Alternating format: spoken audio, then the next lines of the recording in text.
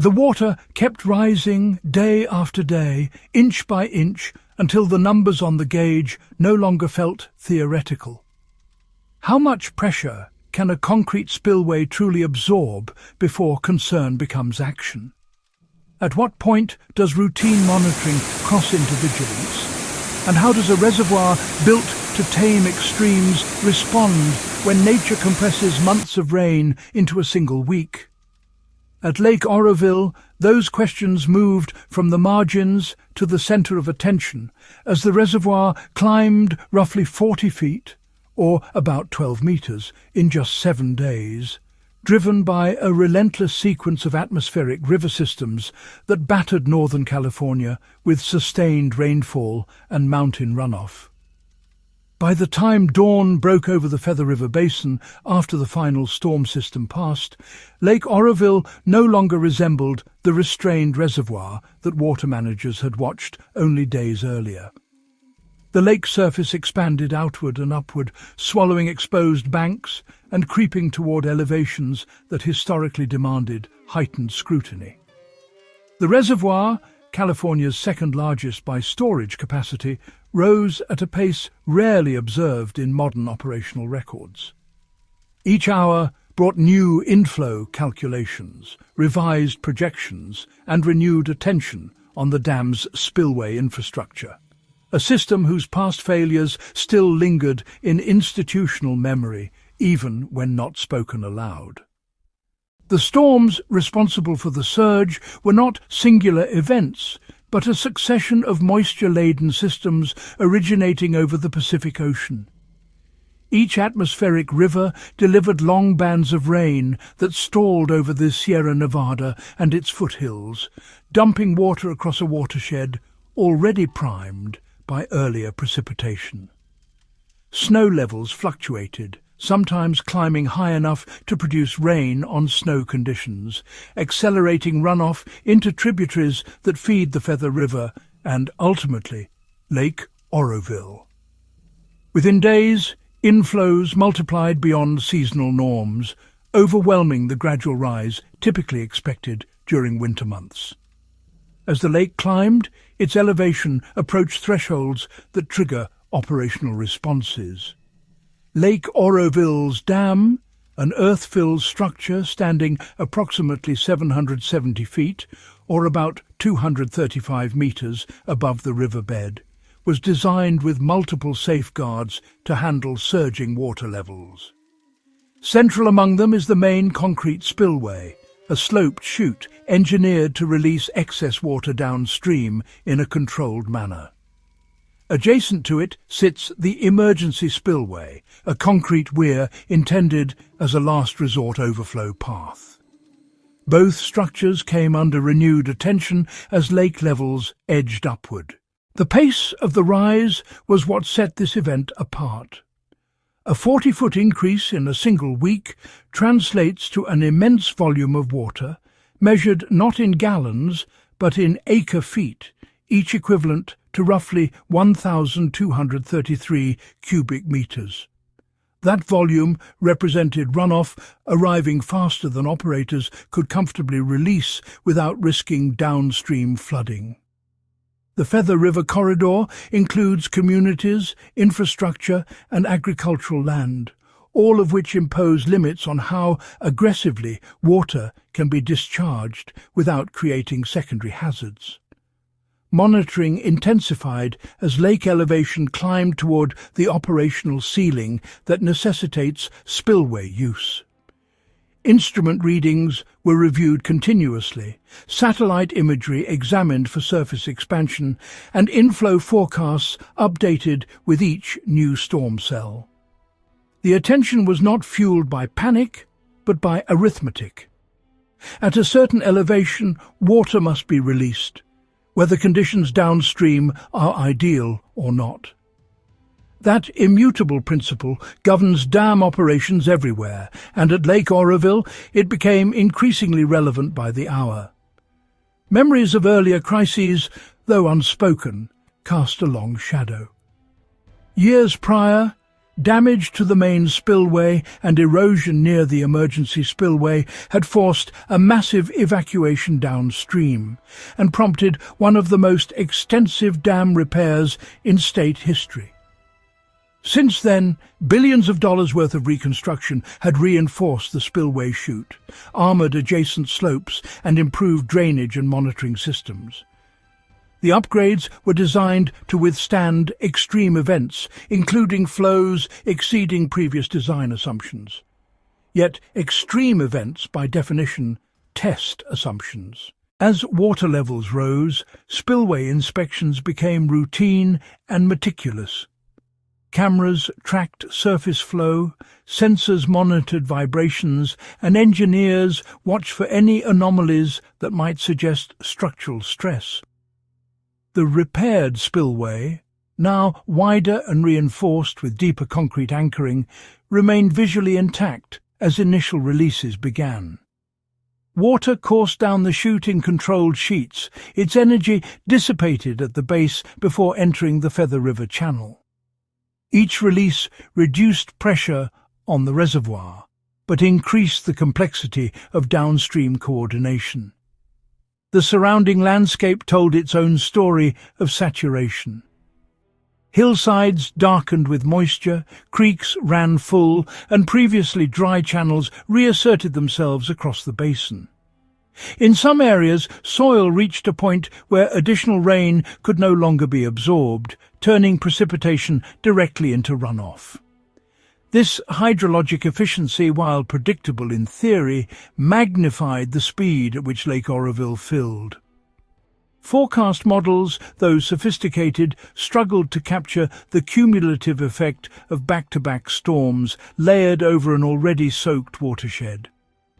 Despite the rapid rise, the lake remained below its absolute maximum capacity, a fact that offered reassurance even as it demanded caution.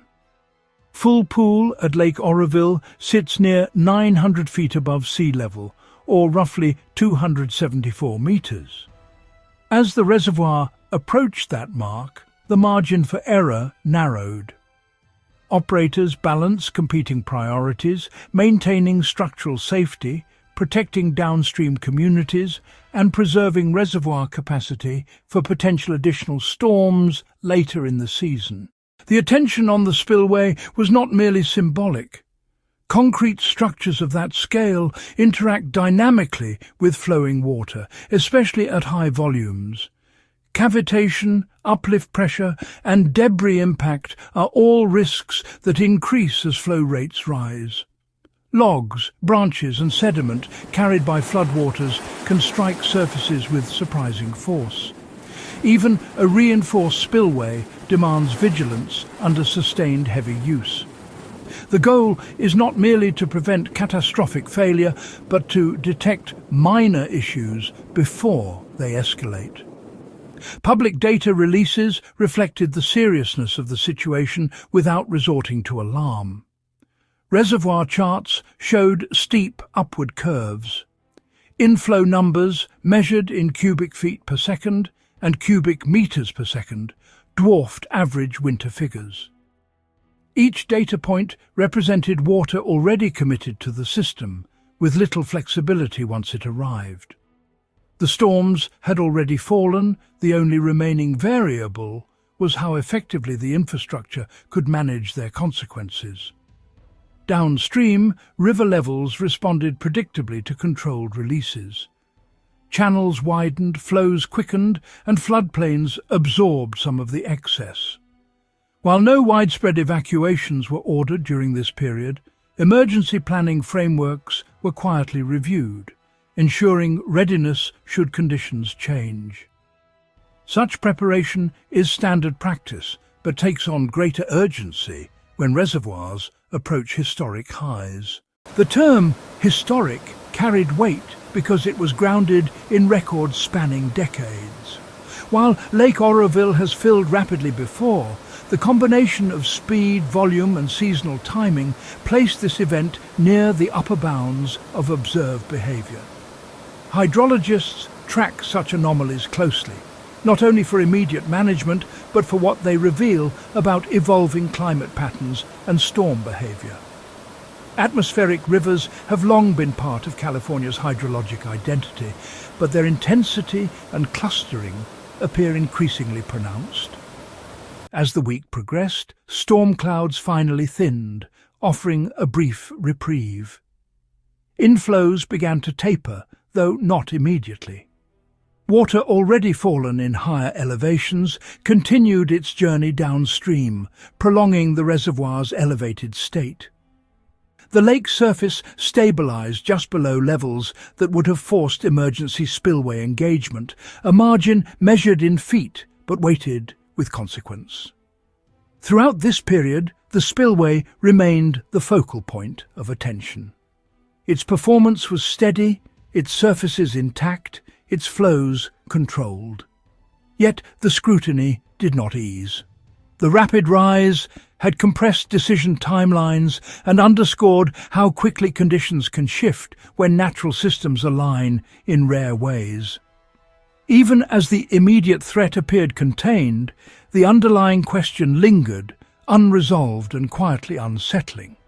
Whether the system had merely passed a test, or whether something less visible had been set in motion beneath the surface, awaiting discovery only after the water began to fall. As inflows finally slowed and the lake's rise steadied, attention shifted from immediate response to careful accounting. The surface elevation, which had climbed at a rate that strained forecasting models, began to plateau. That pause allowed a clearer view of what the storms had actually delivered and what the reservoir had endured. Lake Oroville had absorbed an extraordinary volume of water in a compressed time frame, pushing its operational systems into sustained, high-output use. The spillway had functioned as intended, yet the sheer intensity of its deployment prompted a deeper look at what sustained stress means for a structure designed for rare extremes rather than repeated trials. Water managers continued controlled releases, not to relieve panic, but to regain flexibility. With each cubic foot and cubic meter sent downstream, space reopened in the reservoir, restoring a margin against future storms. The Feather River carried these flows efficiently, its banks holding firm under volumes that remained elevated but within managed limits. The coordination between reservoir outflow and downstream capacity unfolded quietly, governed by established thresholds and constant recalculation rather than dramatic interventions. What made this episode distinct was not merely the high water, but the way it arrived.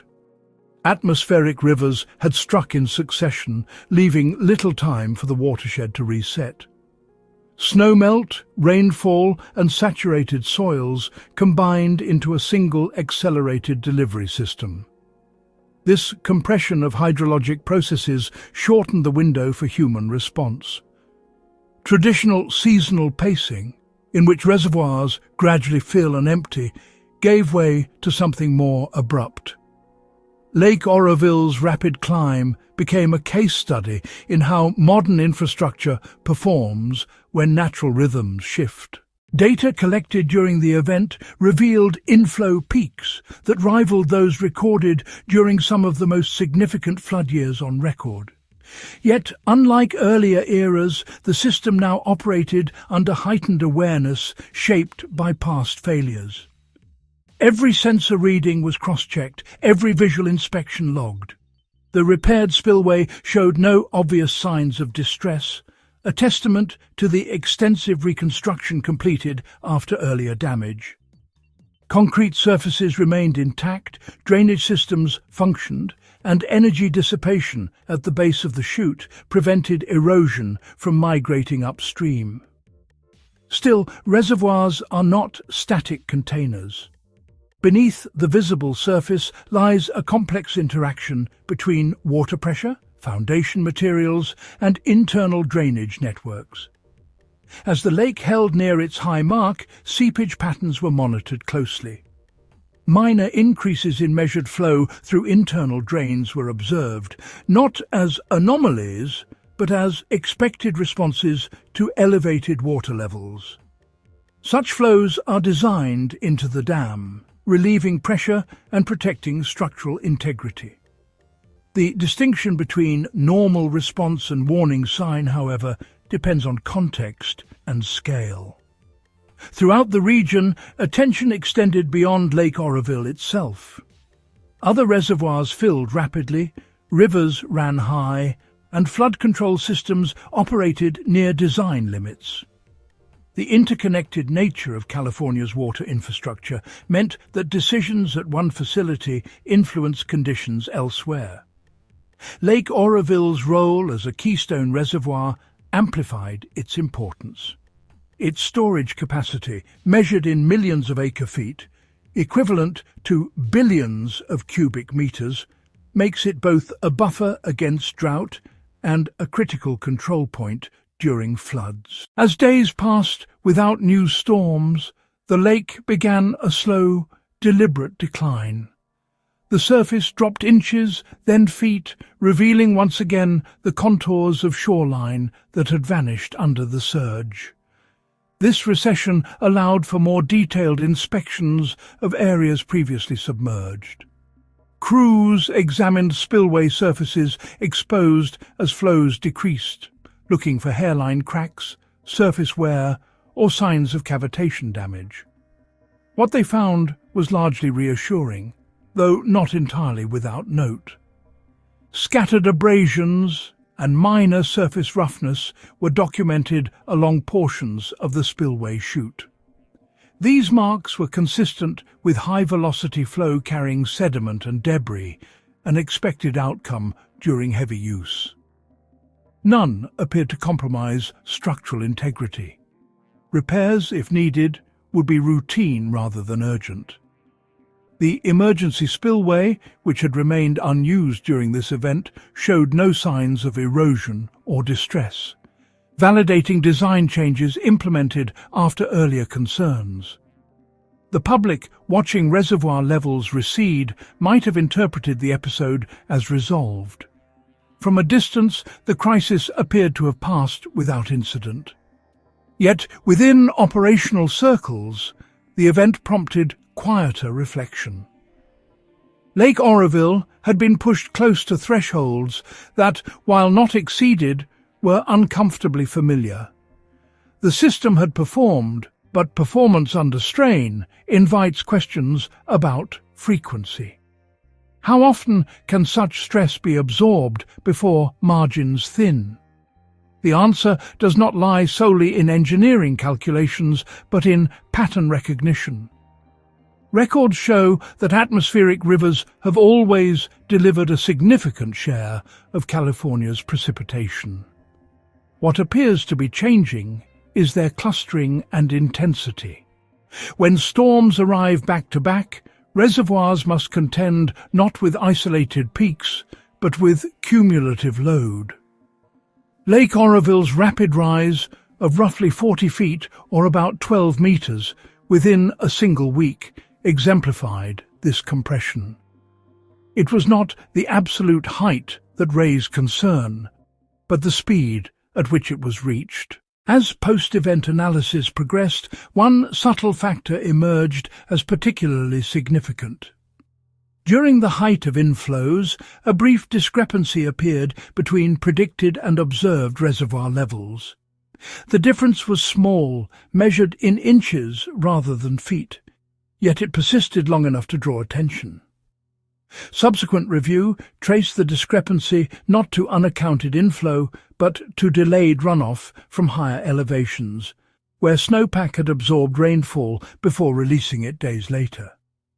The lake was responding not just to immediate storms, but to a delayed echo of precipitation stored temporarily in the landscape. This delayed contribution explained why lake levels remained elevated even after rainfall ceased. It also underscored how complex the system's inputs had become. The reservoir was no longer reacting solely to rain gauges, but to layered processes unfolding across altitude and time. That realization reframed the event. The rapid rise was dramatic, But the sustained high water was the more telling feature. The mystery that lingered through the week was not whether the spillway would fail, but why the system seemed perpetually on the verge of its upper limits, despite careful management. The answer, emerging only after the water began to fall, lay in the convergence of factors rarely aligned so tightly. Rain fell on snow at elevations high enough to avoid freezing, yet low enough to contribute immediately to runoff. Soils, already saturated, offered no buffering capacity. Reservoirs across the system were positioned at moderately high levels following prior storms, leaving less room for error. None of these factors alone would have pushed Lake Oroville to historic levels. Together they did. In that sense, the lake's rise was not an isolated anomaly, but a composite signal. It revealed how modern water systems, optimized for efficiency, operate closer to their limits when variability increases. The infrastructure held, but the margin narrowed. The spillway did its job, yet it did so under sustained scrutiny that reflected awareness of how quickly circumstances can change. As Lake Oroville settled back into a more typical range, the episode became a reference point rather than a headline. Charts were archived, models adjusted, and operational playbooks updated. The storms would not be the last of their kind, and the reservoir would almost certainly face similar tests in years to come. What mattered was not that the lake rose high, but that it did so quickly enough to compress decision-making and reveal the system's sensitivities. In the end, the question was never whether Lake Oroville could withstand a single extreme event. It was whether a sequence of such events, arriving with increasing regularity, might redefine what extreme means. The week when the lake climbed 40 feet in 7 days did not provide a definitive answer, but it offered a clear signal. The reservoir, the spillway, and the broader system had performed as designed. The conditions they faced, however, were edging closer to the boundaries of those designs. That quiet realization, emerging only after the water receded and the data settled, was the most consequential outcome of all. If you found this video informative and valuable, please like, share and subscribe, and tap that hype icon to help this video reach a wider audience.